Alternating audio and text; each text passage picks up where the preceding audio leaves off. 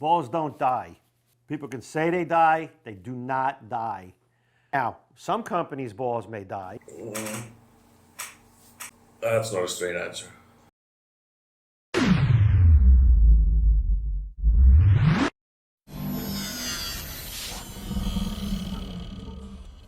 Hello, happy ballers out there. I hope you're all well. I wanted to talk about a couple of videos from Radical.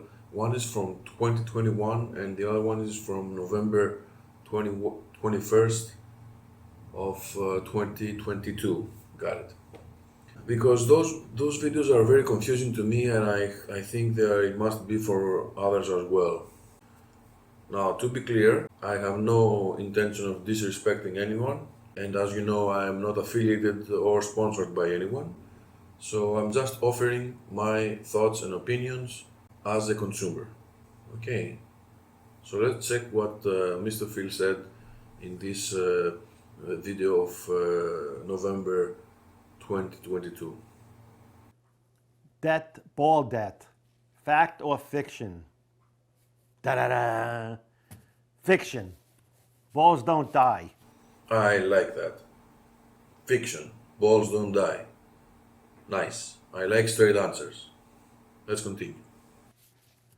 People can say they die, they do not die. Now, some companies' balls may die. Okay. Forget it. That's not a straight answer. Okay, so some companies' balls may die. Not our bowling balls. Those other companies. Don't you think that in all these years somebody would have noticed such a big discrepancy, such a huge difference between one company's balls never dying and the other company's balls dying? Come on. Let's continue. Because they use mechanical friction. They are creating the surface, the hook, by altering it with sanding, finishing, and so on. Yes, and that's true for all bowling balls. Okay, let me continue. Maybe he explains it better later. We use chemical friction. So our balls are the same from top to bottom. So is he implying that non-radical balls have a cover stock that is not the same throughout? That's what it seems he's implying. That somehow different layers of the cover stock have different composition, and that's only in other companies? Never heard that before. Unless he means something else again. Let's continue. Throughout that entire cover, our balls are a lot like the shark teeth. Then when some fall out, the next one show up. Okay, yeah, he used his this shark teeth example in the other video from 2021 as well, but it doesn't sound like a good example, as teeth would be an example of mechanical friction, not chemical friction. I mean, in that sense, every ball from every manufacturer has shark teeth. So basically, that example, instead of making Radical stand out, it makes Radical appear like all the other manufacturers. Perhaps Radical hasn't found a way to accurately describe what is so different about their cover stocks. I don't know. It's either that or there is nothing different about them. Let's continue. The key is to maintain it with that underlying finish. Wait a minute. If Radical bowling balls don't rely on mechanical friction, and the friction is provided another way, the chemical friction, then why haven't to maintain it? Why would Radical balls even need to be resurfaced if their friction is not created by mechanical means? Meaning, not by the actual teeth of the bowling ball that grab the surface.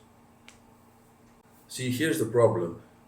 If they don't explain what they mean by chemical friction, it creates confusion and it sounds vague.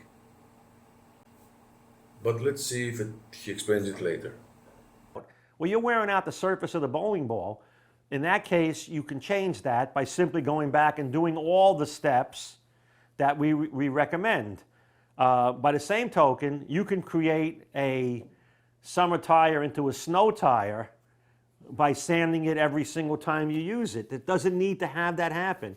30 to 60 games, refresh the cover. 30 to 60 games? Wow. But we know by scanning bowling balls that they sign up to 4,500 or 4,800 or 4,700 just after 3 to 6 games.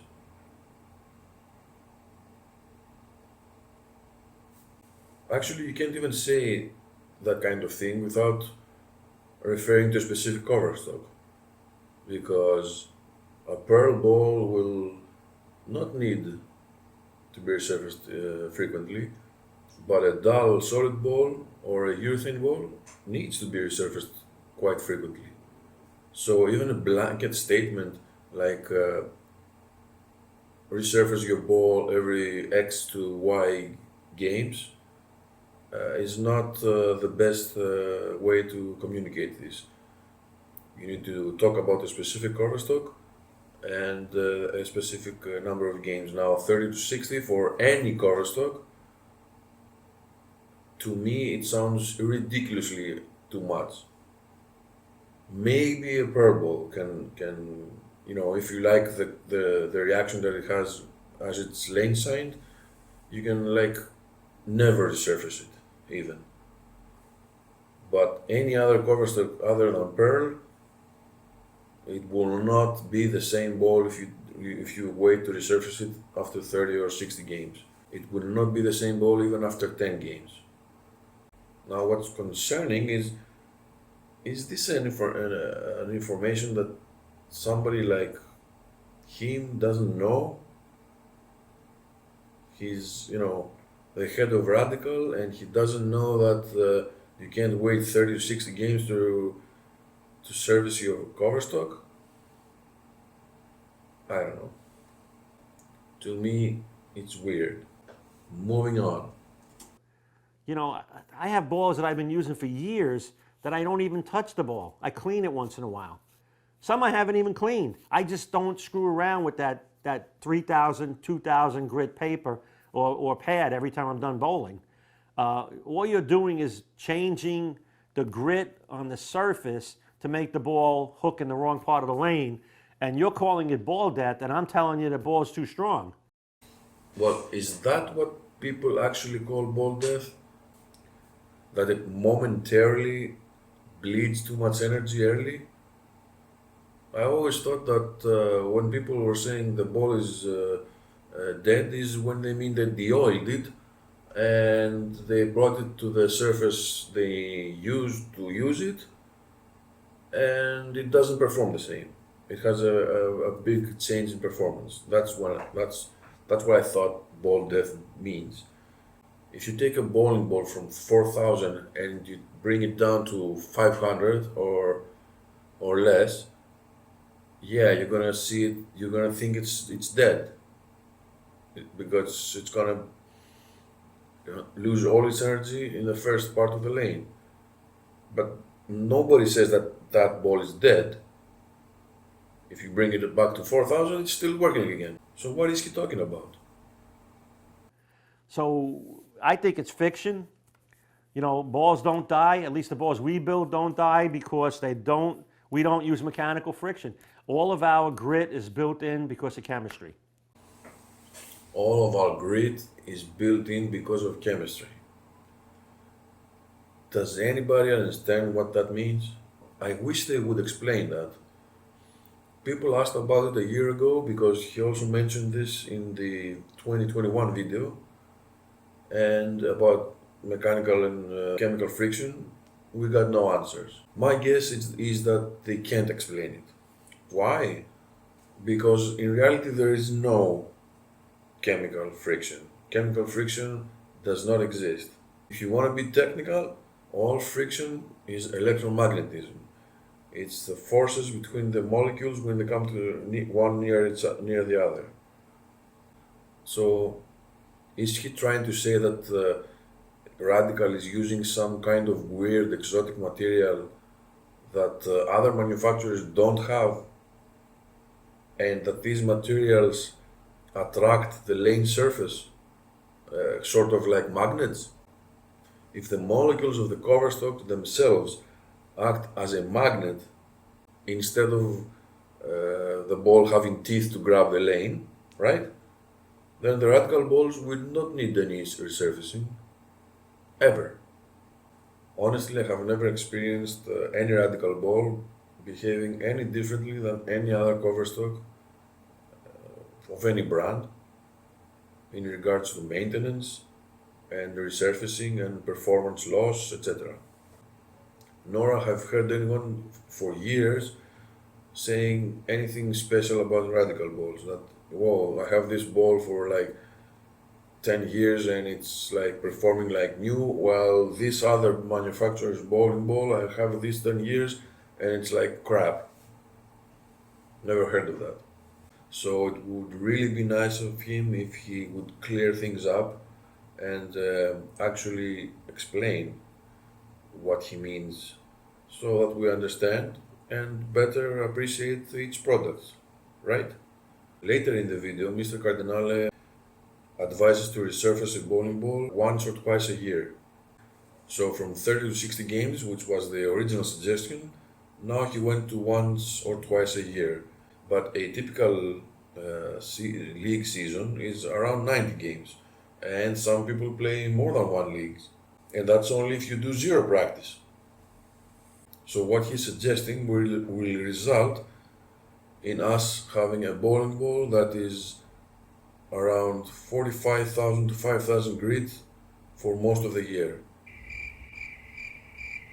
Now, if your equipment needs to be at that grit anyway, that's fine. But there are certain situations and certain people and certain players that need a grit to be lower, need the balls to bite more. So his suggestion would not work with them. Another thing that he suggests is that he prefers to de-oil the ball more than resurface it. Now, that's another thing I haven't heard before. De-oiling runs the risk of extracting also some of the chemicals that give the performance of the ball, while resurfacing has no such risk. Maybe he thinks we should all play with shiny balls at this point. I don't know. I mean, I'm confused. I don't know what to make of it. Somebody explain it to me in the comments, please. Now I want to touch a little bit on this chemical friction thing, because I also went back and re-watched the video from 2021. So I have some things to say about that one as well. He had said that in Radical bowling balls, the peaks and valleys, the teeth of the ball, are created by the chemicals. But what does that even mean? Is not urethane a chemical? Is not resin a chemical? Is not the plasticizer a chemical? That's like a fancy way of saying that the balls are made of stuff. Aren't these substances the urethane base? Now, I'm not a chemist, but we have the urethane base, and we have some additives, and we have some plasticizers, and these create peaks and valleys, and then you resurface it, and you have the teeth.